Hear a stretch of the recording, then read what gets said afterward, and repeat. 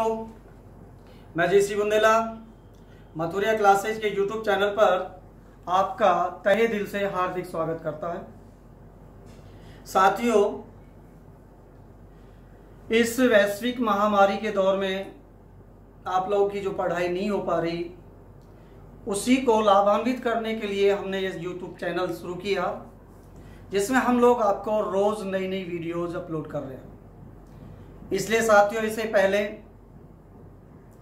Subscribe करें, like करें और शेयर करें।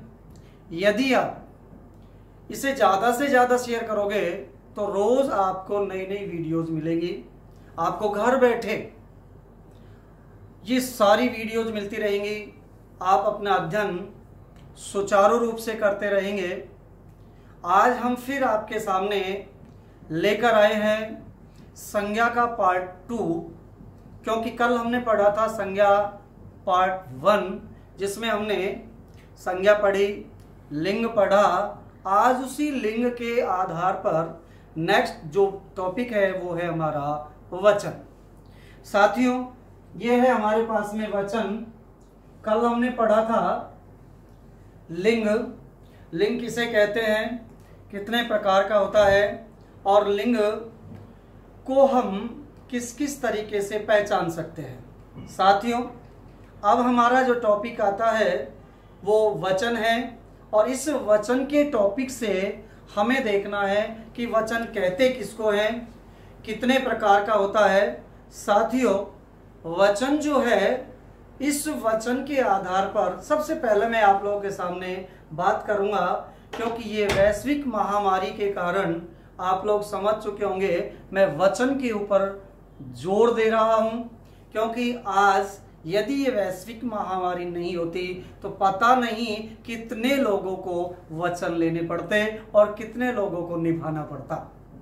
साथियों, यही चीज हमें देखनी है, क्योंकि वचन हम जान रहे हैं। वचन, मैं बार बार वचन क्यों कह रहा हूं, क्योंकि इसलिए कह रहा हूं वचन, क्योंकि आज कहीं न कहीं हम भी किन्हीं दोस्तों के या मित्रों के या रिश्तेदारों के यहाँ पर जाते, कोई न कोई शादियों में अटेंड होते, और वहाँ जाकर के हम इन्हीं दो लोगों को वचनबद्ध करते, यानी वचनबद्ध होते देखते। लेकिन इस वैश्विक महामारी ने ये सारा का सारा माहौल खराब कर दिया, और हमारी जो पढ़ाई थी वो भी बाधित हो गई। इसी बाधित हुई पढ़ाई को सुचारू रूप से करने के लिए हमने इस YouTube चैनल को जो है शुरू किया है, और इसमें जो अब हम टॉपिक ले रहे हैं वो है वचन। फिर वचन की बात आती है। अब देखिए, वचन कहते किसको है। देखिए, कल भी हमने पढ़ा था लिंग, और कल लिंग पढ़ा था तो लिंग में आप लोगों ने कहा कि जो शब्द, ध्यान रहे ये आ रहा है आपके सामने, जो शब्द स्त्री व पुरुष जाति का बोध कराए उसे लिंग कहते हैं। तो साथियों, शब्द तो होता है, लेकिन मैंने कल आप लोगों को बताया संज्ञा के विकारी रूप में, जिसमें लिंग, वचन और कर। उस लिंग में आपको मैंने कहा कि शब्द है, लेकिन शब्द के साथ में आता है विकारी रूप, यानी कि संज्ञा क्या, वो विकारी शब्द, अर्थात वो शब्द जो लिंग वचन कारक से बदलता है।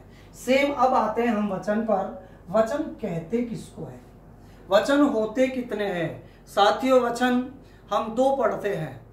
संस्कृत पढ़ेंगे हम 3 पढ़ेंगे, एक वचन, द्विवचन, बहुवचन। लेकिन हिंदी में हमारा वचन 2 प्रकार का है। सबसे पहले हम बात कर रहे हैं वचन की। तो वचन की परिभाषा है कि संज्ञा के जिस विकारी रूप से, संज्ञा के जिस विकारी रूप से संख्या का बोध होता, संज्ञा के जिस विकारी रूप से संख्या का बोध होता हो, उसे हम वचन कहते हैं। संख्या, अब देखिए, संख्या के आधार पर ही हम देखते हैं कि संज्ञा के विकारी रूप से जब संख्या का बोध होगा उसे हम कहेंगे वचन।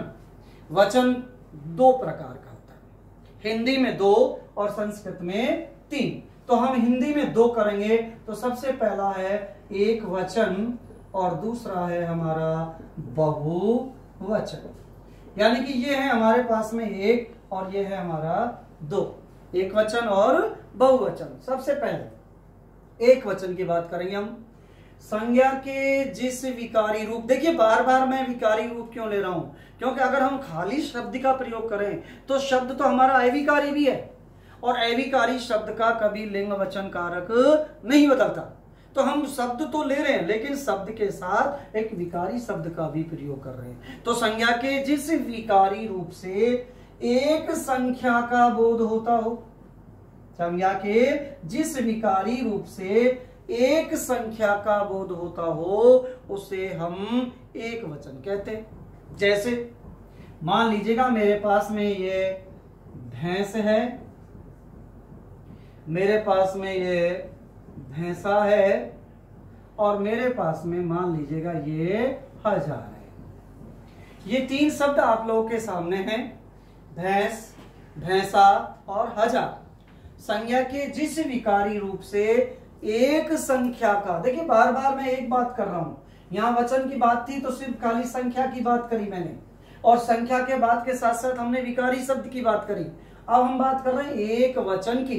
तो एक वचन उसे ही कहेंगे जिसमें एक संख्या का बोध होता हो। जैसे भैंस है, भैंसा है, 1000 है, ये आपका एक वचन है। अब इस एक वचन के आधार पर अब आते हैं हम नंबर 2, बहुवचन। ये कहता है अब संख्या के अर्थात संज्ञा के जिस विकारी रूप से, यहां पर भी वही विकारी था, एक था, अब आता है कि संज्ञा के जिस विकारी रूप से एक से अधिक या अनेक संख्याओं का बोध होता हो उसे हम कहते हैं बहुवचन। अब आता है बहुवचन होते कौन से हैं। देखिए सामने लिखे हुए हैं 3 शब्द, भैंस, भैंसा और 1000। आपको बताना होगा, मैं आप लोगों के सामने लिख रहा हूं, ये भैंसे है, ये भैंसे है, ये भैंसे है और ये भैंसे है। इधर ये भी भैंसे है, ये भी भैंसे है, ये भी भैंसे है और ये भी भैंसे है। देखिए इनमें ध्यान रहे, मैंने अंतर डाला है थोड़ा थोड़ा सा। ये हजारों है, ये 1000 है, ये हजारों है, ये 1000 है। अब ध्यान से देखिएगा, ये 3 ऑप्शन यानी कि क्वेश्चन है, ऊपर एक वचन है। आपसे यदि कोई कहे कि इनका बहुवचन छांटिए, ये आपके सामने बहुवचन है। ये है ए, ये है बी, ये है सी और ये है डी। इस भैंस के 4 विकल्प ये हैं, इस भैंसा के 4 विकल्प ये हैं, इस 1000 के 4 विकल्प ये हैं। साथियों ध्यान रहे, जरूरी नहीं है कि वो एक ही लाइन में आए। इसका यहां भी हो सकता है, इसका यहां भी हो सकता है, इसका यहां भी हो सकता है, यहां भी हो सकता है, यहां भी हो सकता है, यहां भी हो सकता है, कहीं भी हो सकता है। ये आपको जज करना है, ये आपको देखना है, यहां नजर डालनी है। नजर डालोगे अच्छी तरीके से, अगर नजर हटी तो दुर्घटना घटी। नजर को पास, नजर हटी माल यारों का हो जाएगा। अगर आपने नजर हटा दी तो माल कोई और ले जाएगा, पता भी नहीं चलेगा। इसलिए नजर यहीं, इसलिए तो नजर हमारी नजर तुम्हारी, नजर ने नजर की नजर उतारी, नजर से देखा नजर से तुमको, नजर को लग गई नजर हमारी। तो याद रहे, नजर यहीं पर होनी चाहिए। भैंस शब्द आ गया, भैंसा शब्द आ गया, 1000, ये एक वचन है। दूसरा हमारे पास बहुवचन है। अब आपको इनमें से बहुवचन बनाना है कि कौन सा शब्द बहुवचन होगा, यहां भैंसा का कौन सा होगा और 1000 का कौन सा होगा। ये आपके सामने रख दिए गए हैं। तो छाटिए, देखिएगा कौन सा शब्द है इनमें से। साथियों मैं जानता हूं कि शायद अब आप लोग ये सोचने लगे हैं कि ये बिंदी बिंदी सी लगा दी इनमें, तो हमें पता ही नहीं चल रहा। ध्यान रहे बंधु, ये ही बिंदियां हैं जिनके कारण, क्योंकि हिंदी ये कहती है, हिंदी में एक बिंदी अपने आप में अहम बात होती है, बहुत महत्वपूर्ण होती है। एक बिंदु अर्थ का अनर्थ कर देती है। इसलिए आपको मैंने शुरू की वीडियो में बताया था कि अगर मान लीजिएगा आपके सामने सागर शब्द है तो आप निश्चित रूप से इसको कहेंगे कि ये आपका तालाब होगा या समुद्र होगा, लेकिन अगर आप इसमें ये सागर होगा तो इसका अर्थ बदल जाएगा, अर्थात इसका अर्थ हो जाएगा शराब का प्याला। तो साथियों ध्यान रहे, इस बिंदु को लगाते ही अर्थ बदलता है। ऐसे ही आप लोगों के पास में है फन, ऐसे ही आपके लोगों के पास में है फन। इस बिंदु के कारण इसके अर्थ बदल गए। ऊपर वाले की अगर हम बात करें तो ये सांप का फन होता है, और नीचे की बात करें तो ये आपका फन का मतलब होता है कला। अगर हम इसके पीछे कार लगा दें तो याद रहे ये हमारा फनकार हो जाएगा, अर्थात हमारा कलाकार हो जाएगा। यानी कि ये हिंदी में बिंदी जो कहती है ये बहुत ही महत्वपूर्ण की होती है। तो आप बताइएगा चारों में से कौन सा होगा। साथियों सामने आपके प्रश्न रखा हुआ है, आपके विकल्प रखे हुए हैं, आपको बताना है इनमें से कौन सा है। शायद सोच रहे होंगे कि ऊपर होगा ए होगा, बी होगा, बी होगा तो क्यों होगा, सी होगा तो क्यों होगा, ये होगा तो डी होगा तो क्यों होगा। मतलब आप लोगों को अभी तक ये चीज समझ में नहीं आ रही कि हम बताएं तो बताएं कौन सी। इसलिए अब आप लोग ध्यान से सुनिएगा मेरी बात को।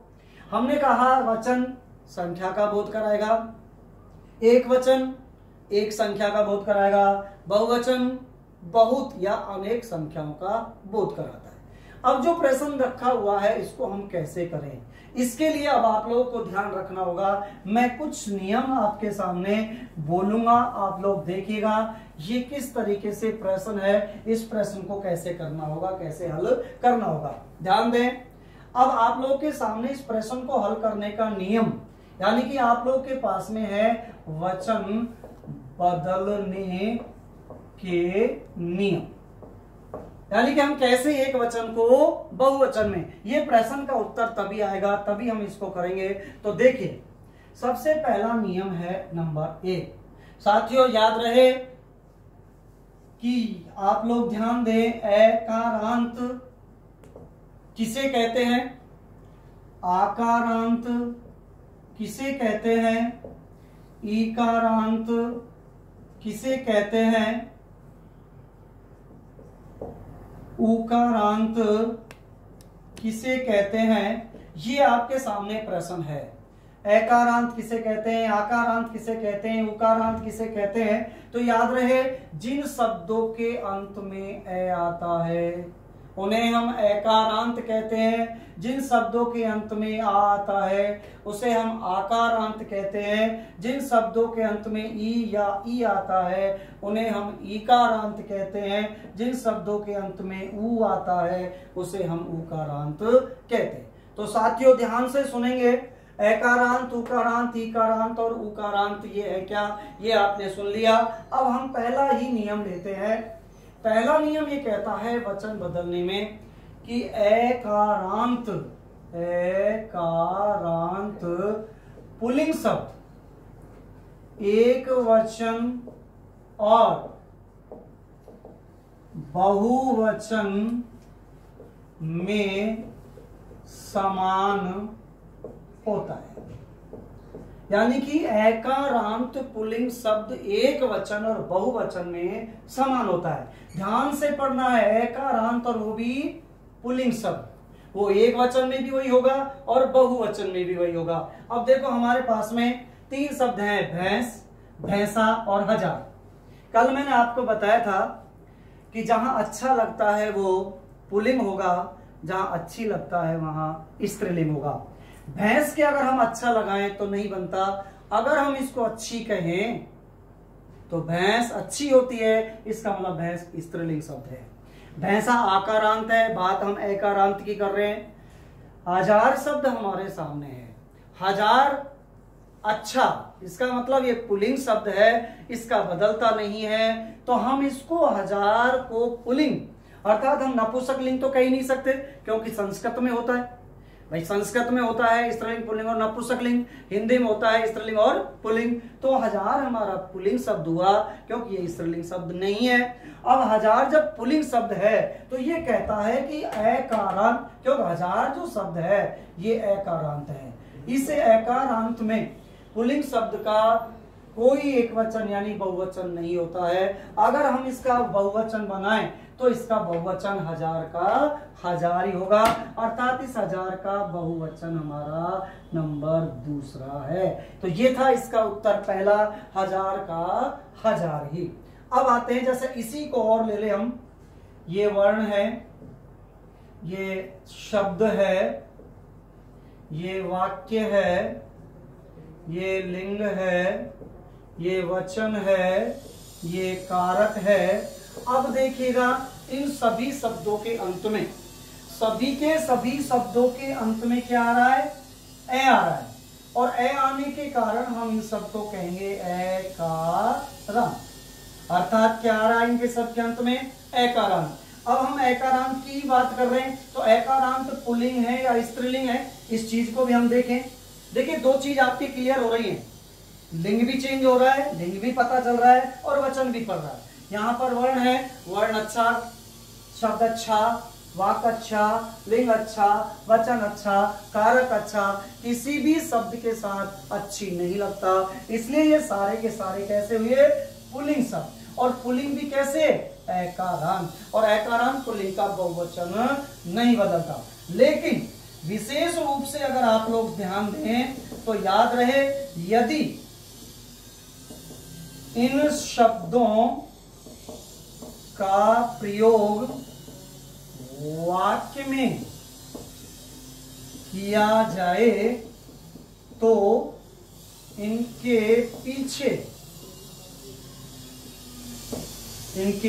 पीछे ओ लगा दिया जाता है, लील दिया जाता है। यह है हमारे पास में इसका नियम। अब देखो कैसे, अगर हम कहें पुस्तकालय में हजारों पुस्तकें हैं। अभी हमने बात की थी हजार की ही, उस समय हमारा हजार का हजार ही था, लेकिन अब हम वाक्य में बात कर रहे हैं, वाक्य में प्रयोग, तो हमने ओ का प्रयोग कर दिया। सिर्फ इनका विशेष नियम याद रखना है, अगर वाक्य में प्रयोग होता है तो ये बहुवचन माना जाएगा, और यदि हम सिंगल अगर अकेले की बात करें तो अकेला हमारा आकारांत पुल्लिंग शब्द हमेशा एक वचन और बहुवचन में समान होता है। तो ये तो था हमारा नंबर 1, अर्थात इस प्रश्न का हजार शब्द वाला उत्तर, यानी हजार का हजार। अब आते हैं हम नंबर 2 पर। ये तो था एकारांत हमारा नंबर 1, अब है नंबर 2। एकारांत के बाद में अब नियम नंबर 2 आता है हमारा, एकारांत स्त्रीलिंग शब्द को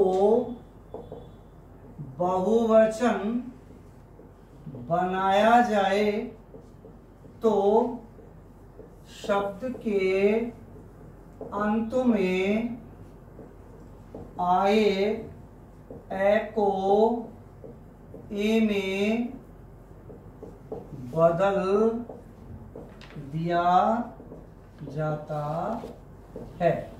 यह है आपका नियम नंबर 2। यदि एकारांत स्त्रीलिंग शब्द, देखिए यहां एकारांत पहले पुल्लिंग था, अब हमारे पास में क्या आ गया? स्त्रीलिंग। तो एकारांत स्त्रीलिंग शब्द को यदि बहुवचन बनाया जाए तो शब्द के अंत में आए ए को ए में बदल देंगे, अर्थात हम ए को हटा देंगे और उसके ऊपर एक मात्रा, उसके पीछे बिंदी। देखिए हमारा एकारांत स्त्रीलिंग क्या था? ये है हमारे पास में भैंस, ये एकारांत है। अब इसको बहुवचन अगर हमें बनाना है तो हम ए को हटाएंगे और इस ए की जगह पर हम ए लगाएंगे, और ए का मतलब एक मात्रा और उसके पीछे बिंदी, और शब्द बन गया हमारा भैंसें। तो साथियों ध्यान दीजिए, विकल्प में कौन सा वाला आप लोगों का है? ए, बी और सी, डी। देखिएगा भैंस का बहुवचन, अर्थात आपका सी उत्तर होगा, क्योंकि ये जहां पर दोनों बिंदी आती है वही आपका उत्तर है, अर्थात हमारा भैंस का भी बहुवचन ऑप्शन सी उत्तर हुआ। यहाँ पहला हजार का भी सी आया और दूसरा भैंस का भी सी आया। तो ये था हमारा नियम नंबर 2। नियम नंबर 3 पर। एकारांत, ये देखिए एकारांत पुल्लिंग था और एकारांत स्त्रीलिंग था। अब आता है नंबर तीसरा कि आकारांत। अब हम आकारांत पर आ गए हैं। नंबर 3, आकारांत पुल्लिंग शब्द को बहुवचन बनाया जाए तो शब्द के अंत में आए आ को ए में बदल दिया जाता है। ध्यान दें, वहां एकारांत पुल्लिंग था, कोई चेंज नहीं था। दूसरा एकारांत स्त्रीलिंग था जिसमें हमने चेंज किया। अब हमारे पास में तीसरा आता है कि आकारांत यदि पुल्लिंग है। बिल्कुल सही है, क्योंकि भैंसा हमारा आकारांत पुल्लिंग शब्द है। तो ये है हमारे पास में भैंसा। जैसे ही हम इस भैंसा का बहुवचन करेंगे तो आकारांत पुल्लिंग शब्द को बहुवचन बनाया जाए तो शब्द के अंत में आए आ को, ये है हमारा आ, इसको ए में बदल दिया जाएगा, यानी इसको हटा देंगे और इसके ऊपर ए का मतलब एक मात्रा होगी। साथियों ध्यान रहे, मैं अब इसके पीछे बिंदु नहीं लगा रहा, अर्थात यहां सिर्फ एक मात्रा लगा रहा हूं, इसके पीछे बिंदु नहीं है। क्योंकि अगर मात्रा के पीछे बिंदु लगा दिया तो ये स्त्रीलिंग शब्द बन जाएगा, अर्थात ये पुल्लिंग है और पुल्लिंग भैंसा है, इसका बहुवचन हो जाएगा आपका नंबर 1। साथियों याद रहे, यहाँ 2 बिंदु हैं, यहाँ पर सिंगल बिंदु है, अर्थात यहाँ कोई बिंदु नहीं है। तो ये तीनों ऑप्शन थे, अर्थात आपके प्रश्न जो था उसके तीनों के ऑप्शन, आपके उत्तर ये हैं। इसका सी होगा, इसका ए होगा और इसका भी सी होगा। तो ये 3 प्रश्न आपके सामने आए, किस तरीके से हमने बदला और कैसे हमने इसको चेंज किया था। याद रहे, यही चीजें आपको ध्यान रखनी है, क्योंकि ये जो बिंदुज हैं, यानी ये बिंदु लगाया जाता है, याद रहे यही आपकी हिंदी कहलाएगी। अगर इस बिंदु को नहीं समझ पाए तो मामला गड़बड़ हो सकता है। इसलिए अब आते हैं हम नंबर 4 पर। नंबर 4 देखिए, आकारांत स्त्रीलिंग आ गया। अब आते हैं हम आकारांत, यानी कि आकारांत पुल्लिंग आया था, अब आते हैं आकारांत स्त्रीलिंग शब्द पर। यानी एकारांत पुल्लिंग आ गया, एकारांत स्त्रीलिंग आ गया, आकारांत पुल्लिंग आ गया, और अब आता है आकारांत स्त्रीलिंग शब्द को बहुवचन बनाया जाए तो शब्द के अंत में ए जोड़ दिया जाता है। देखिए, आकारांत स्त्रीलिंग शब्द है। अभी हमने एकारांत पुल्लिंग पढ़ा, अब आया हमारे पास में एकारांत स्त्रीलिंग, फिर आया हमारे पास में आकारांत पुल्लिंग, अब आ रहा है आकारांत स्त्रीलिंग। यदि आकारांत स्त्रीलिंग शब्द को बहुवचन बना दिया जाए तो शब्द के अंत में ए जोड़ दिया जाएगा। याद रहे, पहला नियम क्या कहा कि एकारांत पुल्लिंग अगर होगा तो एक वचन भी यही होगा और बहुवचन भी यही होगा। नंबर 2, यदि एकारांत स्त्रीलिंग शब्द होगा तो ए को ए में बदल दिया जाएगा, अर्थात ए को हटाएंगे और उसके ऊपर एक मात्रा और बिंदु होगा। तीसरा था हमारा आकारांत पुल्लिंग शब्द। अगर आकारांत पुल्लिंग शब्द आएगा तो हम आ को हटाएंगे और उसकी जगह ए लगाएंगे, अर्थात सिर्फ एक मात्रा। चौथा, यदि आकारांत स्त्रीलिंग शब्द आए, अब देखिए यहां तो एकारांत पुल्लिंग था वही था, यहाँ एकारांत स्त्रीलिंग था बदल दिया हमने ए में, यहाँ आकारांत पुल्लिंग शब्द है बदल दिया हमने ए में। अब हमारे पास में आकार अंत पुल्लिंग है यानी स्त्रीलिंग है। हम इसमें क्या करेंगे, अब हम इसको नहीं बदलेंगे, हम इसमें एक वर्ण और जोड़ेंगे। इसका मतलब कि जिस शब्द में 2 वर्ण होंगे वो 3 हो जाएंगे, 3 होंगे वो 4 हो जाएंगे, 4 होंगे वो 5 हो जाएंगे, 5 हैं वो 6 हो जाएंगे। ये है हमारे पास में, यानी हम इस तरीके से आ को साथ ए जोड़ेंगे। ये है हमारे पास आ से ये के ता। अगर हम इसको बहुवचन बनाएं तो इसका बहुवचन बनेगा इसके पीछे ए जोड़कर। गलती क्या करते हैं आप लोग कि जब आप इसको लिखते हैं आ से ये के ताए, आप लोग ऐसा लिखते हो, यानी एक मात्रा चढ़ा दे उसके पीछे बिंदी, जबकि ऐसा नहीं है। हमें इसको चंद्र बिंदु में बदलना है। जैसे हमारे पास में लता, ये है महिला, ये है आपके पास में कक्षा, ये है हमारे पास में कथा, ये है हमारे पास में परीक्षा, ये है हमारे पास में सरिता, ये है हमारे पास में कविता। अब देखिए सभी के सभी शब्द स्त्रीलिंग है और सभी शब्दों के अंत में आ भी आ रहा है। अब हमें इसको यदि बहुवचन बनाना है तो याद रहे हमें इसमें ए जोड़ता हुआ चलना है। जैसे ही हम इसको बनाएंगे तो ये बन जाएगा लताएं, ये बन जाएगा महिलाएं, ये बन जाएगा कक्षाएं, ये बनेगा कथाएं, ये बनेगा परीक्षाएं। साथियों याद रहे ये परीक्षाएं शब्द जब लिखते हैं तो बहुत सारे जो हैं विद्यार्थी इसको गलत कर जाते हैं। कैसे? क्योंकि इसको वो छोटी मात्रा में बदल जाते हैं, जबकि ऐसा नहीं है। ये छोटी मात्रा में बदलना गलत होता है, इसलिए आपको याद रखना होगा जैसे ही बदलते हैं तो सामने उसके पड़ोस वाला वर्ण ही चेंज होता है, जबकि ये तो सेकंड पर्सन है, फर्स्ट में ही जो आता है वो चेंज होता है, जबकि ये दूसरे नंबर पर पहुंचता है। इसलिए ऐसा बहुत जगह लिखा हुआ देखा जाता है, ये गलत होता है और इसका राइट आंसर यही होगा। ऐसा ही सरिता को हम करेंगे तो सरिताएं होगा और ऐसा ही कविता को करेंगे तो कविताएं होगा।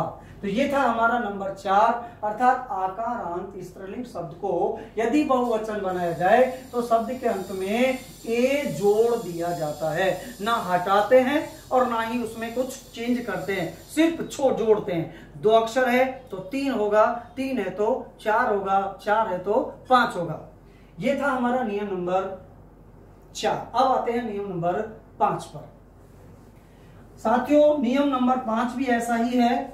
अब आप देखेंगे इसको कि ये कहता है कि ईकारांत, नियम नंबर 5, ईकारांत व ईकारांत स्त्रीलिंग, ईकारांत व ईकारांत स्त्रीलिंग शब्द को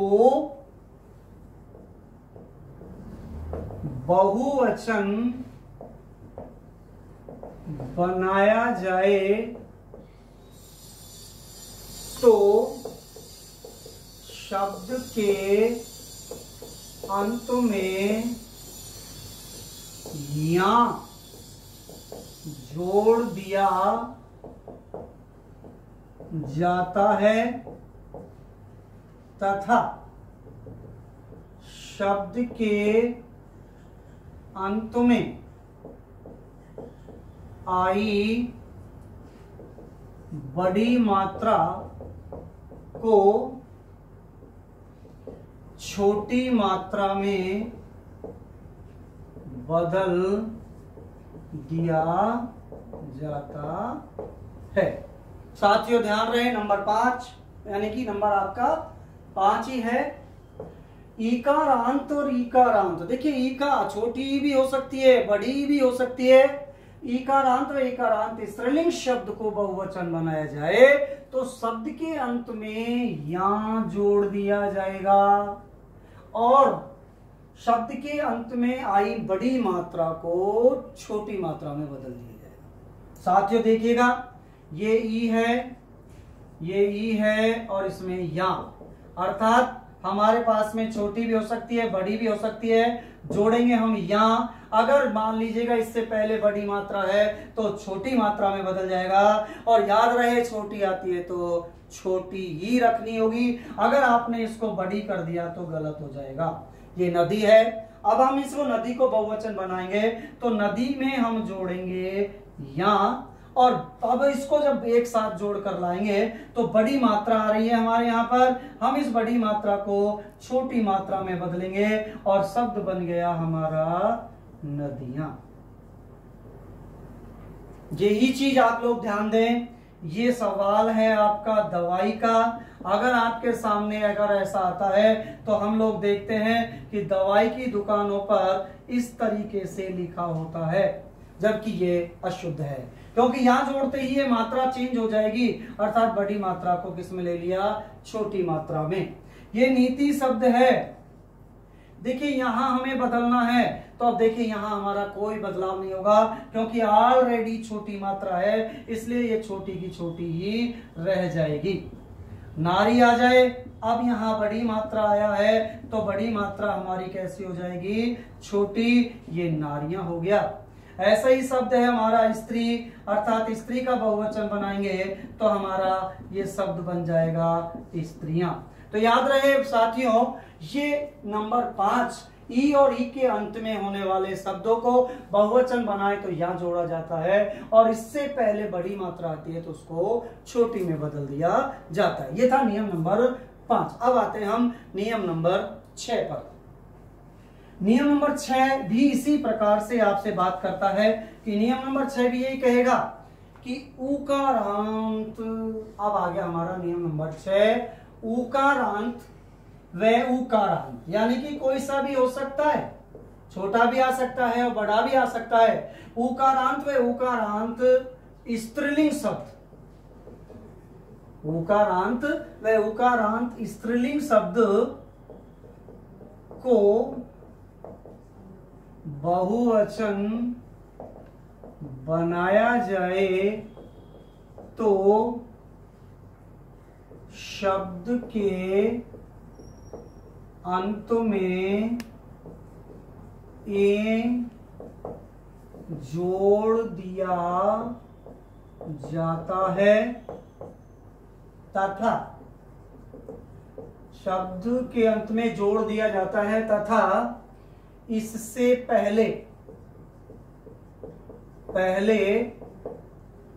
आई बड़ी मात्रा को छोटी मात्रा में बदल दिया जाता है। यानी कि इससे पहले आई बड़ी मात्रा को छोटी मात्रा में बदल दिया जाता है। यह है हमारे पास में ऊ और यह है हमारे बड़ा ऊ, और इसमें जोड़ेंगे हम ए। साथियों ध्यान दें, उकारांत छोटा भी हो सकता है, उकारांत बड़ा भी हो सकता है, स्त्रीलिंग शब्द होगा। यह है हमारे पास में आपके वधू, ये वधू शब्द है। इस वधू शब्द को हमें बहुवचन बनाना है तो वधू में हमने क्या जोड़ा, ए जोड़ दिया है।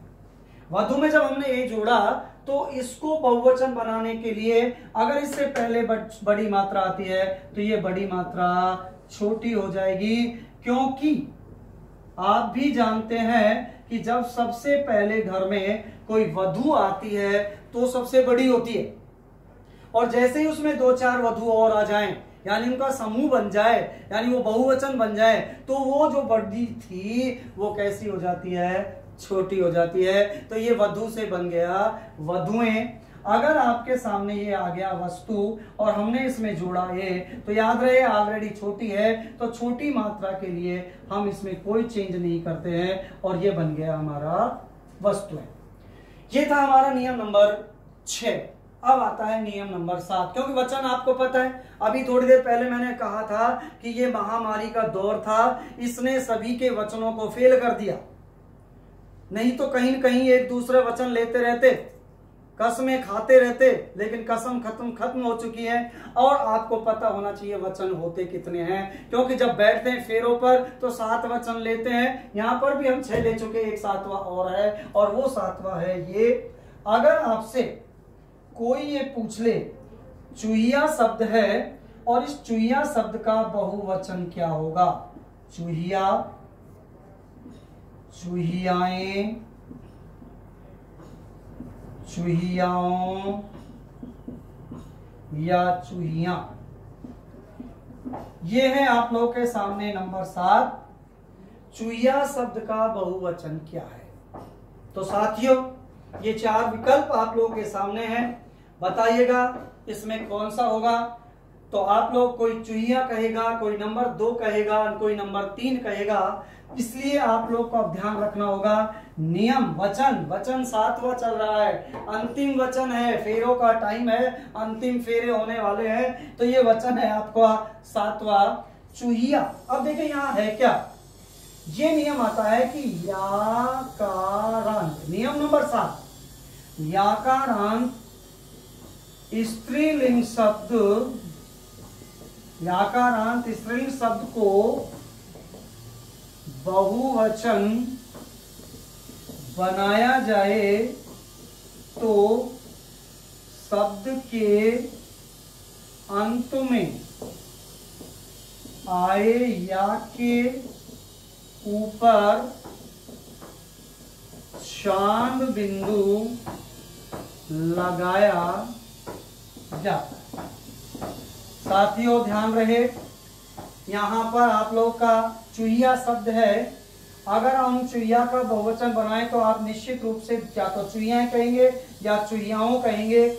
लेकिन नियम कहता है कि याकारांत यदि स्त्रीलिंग शब्द है तो उसको बहुवचन बनाया जाए तो अंत में आए या के ऊपर हमें क्या लगाना होगा, चंद्र बिंदु। इसका मतलब चूहिया का बहुवचन नंबर 4 राइट होगा। तो ये था आप लोग का नियम नंबर 7। ये है जैसे चूहिया आया, ये है आपके चिड़िया है, ये आपके सामने बुढ़िया है, ये आपके सामने खटिया है, ये आपके सामने लठिया है। अगर हम इन सभी का बहुवचन बनाएं तो याद रहे सब के ऊपर चंद्र बिंदु लगा दीजिएगा। ये बन जाएगा आपका चिड़िया, एक बन जाएगा बुढ़िया, एक बन जाएगा खटिया, एक बन जाएगा लठिया। और इस तरीके से अब ये जो नियम 7 थे हमारे, पहला नियम था एकारांत, दूसरा नियम था एकारांत स्त्रीलिंग, तीसरा नियम था आकारांत पुल्लिंग, चौथा नियम था आकारांत स्त्रीलिंग, 5वां था इकारांत, 6ठा था हमारा उकारांत और 7वां था याकारांत। ये तो था हमारा नियमों के अनुसार वचन कैसे बदला गया था। इसके बाद नेक्स्ट वीडियो जो आएगी इससे आगे विस्तार पूर्वक हमें पढ़ना होगा, क्योंकि अब इस वीडियो के साथ साथ ही हमें दूसरी वीडियो भी देखनी है। तो आपको अगर दूसरी वीडियो इसके आगे देखनी है तो इस चैनल को आप ज्यादा से ज्यादा शेयर करें, लाइक करें, सब्सक्राइब करें। धन्यवाद।